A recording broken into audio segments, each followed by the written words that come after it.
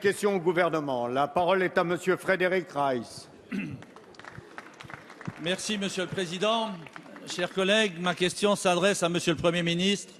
Elle concerne la profanation du cimetière juif de Sarre-Union. J'y associe mon collègue Patrick Hetzel, député de Saverne, resté dans sa circonscription pour y accueillir, avec le maire Marc Séné, le président de la République. 250 tombes ont été vandalisées, la stèle d'hommage aux déportés détériorée. Ces actes odieux, aux antipodes des valeurs de la République, ont provoqué de nombreuses réactions de colère et d'indignation en Alsace et sur le territoire national.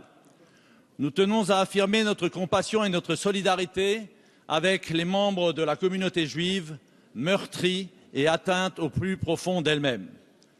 Ce cimetière, profané 6 fois depuis la Libération, jamais avec une telle ampleur, nous rappelle que le monde rural n'est pas à l'abri des violences. Après les attentats de Paris, ceux de Copenhague, après les assassinats des chrétiens coptes en Libye, ces profanations contribuent malheureusement à entretenir un climat de peur, de tension, de suspicion.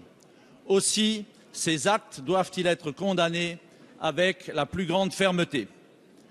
Avec le placement en garde à vue de 5 adolescents du Cru, c'est l'incompréhension et la consternation. Ont-ils seulement mesuré la portée de leur acte? La manifestation spontanée des lycéens sarre-unionnais est à ce titre rassurante.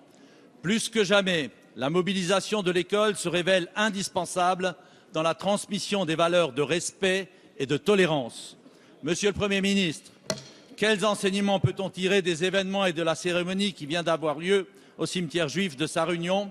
En ces temps si troublés, comment faire régner la concorde et la fraternité dans une République une et indivisible? Merci, Monsieur le député. La parole est à Monsieur Bernard Cazeneuve, ministre de l'Intérieur.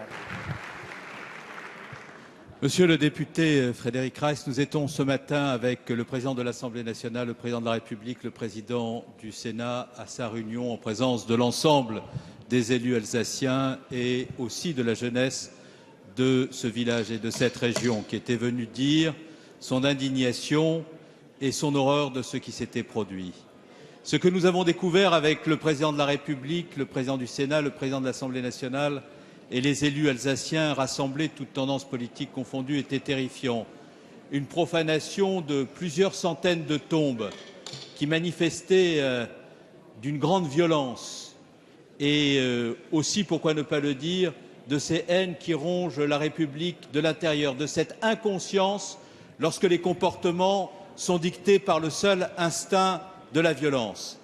Par rapport à ces actes qui doivent être condamnés avec la plus grande fermeté, le président de la République a rappelé la détermination du gouvernement à agir d'abord pour protéger tous nos concitoyens de confession juive. C'est ce que nous faisons en assurant la protection des lieux de culte, des institutions, des écoles, parce qu'il est de notre devoir de protéger nos compatriotes de confession juive dans un contexte où ils sont menacés. Nous le faisons grâce à une mobilisation exceptionnelle des forces de l'ordre et des militaires.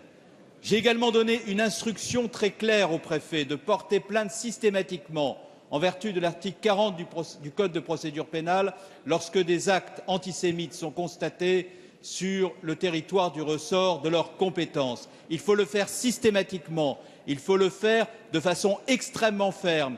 Et je puis vous assurer que les forces de police, les préfets, la justice sont unis pour que le droit passe lorsque ces actes abjects sont commis. Enfin, le président de la République a confirmé que l'année 2015 ferait de la lutte contre le racisme et l'antisémitisme une grande cause nationale. Il a annoncé un plan qui sera présenté dans quelques semaines.